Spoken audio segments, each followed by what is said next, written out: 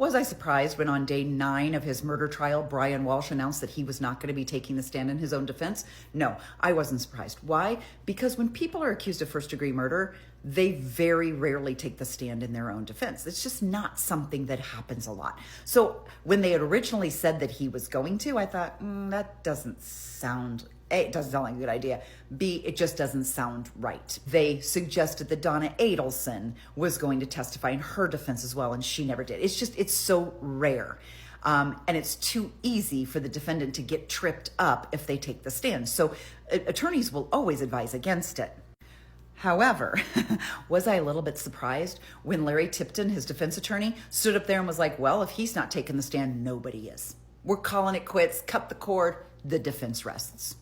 That surprised me. And I'm not sure why that surprised me. They're not required to put on a defense. In fact, I've been on that side a lot of times where I'm on here advocating for the defendant and saying all of the burden is on the prosecution. They must prove this beyond reasonable doubt. The defense doesn't have to sell you. The defense doesn't have to convince you. The defense doesn't have to defend themselves. They can just sit back and let the evidence speak for itself.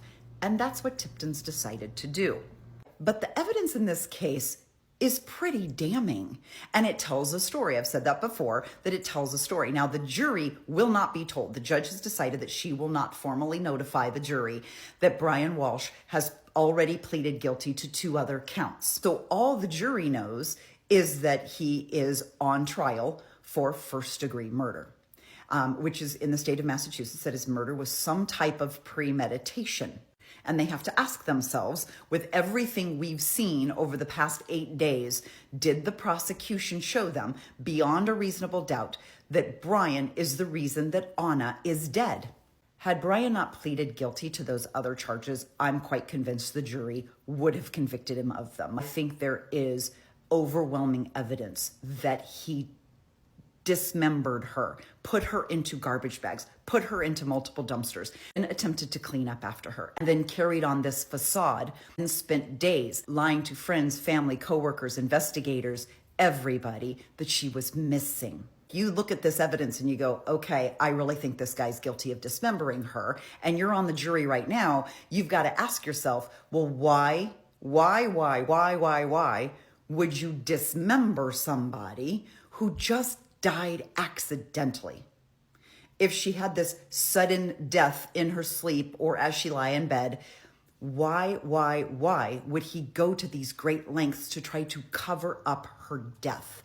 Why would he panic thinking he was going to be accused? Why would he do it? In reality, it's not up to the jury to discover why. They just need to know if there's enough evidence presented by the prosecution to say, yes, he did it. I gotta say, I would have a very hard time getting past the consciousness of guilt, because it just makes no sense that your wife might, choke on a piece of pineapple, and you might go, damn, she died, and drag her down to the basement, and then buy a hatchet and hacksaw and Tyvek suit and goggles and proceed to saw her body into pieces. That is just not a natural human reaction. And I'm hoping there are enough people in that jury room that say, there's no fucking way this wacky fucker deserves to walk free.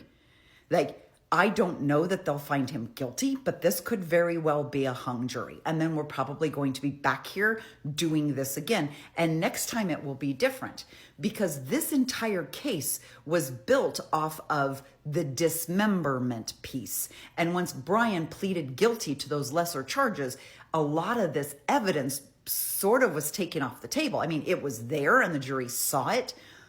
But if the jury thinks the only thing he's going to get in trouble for is first-degree murder and they can't find the premeditation, they don't want him to walk, so they'll probably hang this jury. I think that's very reasonable.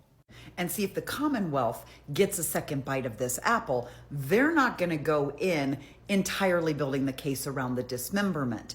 They're going to work harder to talk about that knife found in the kitchen and the living room rug. They're going to get Jem and Alyssa and maybe other people back up there again. And they're going to have more conversations about what was Brian's state of mind. What was Brian planning? What was the state of their marriage? Were they unhappy? Were they considering a divorce? Let's really go after him. Let's talk about all the porn movies he was watching and the times he was Googling about divorce and Googling about using his wife's credit cards and inheriting her money.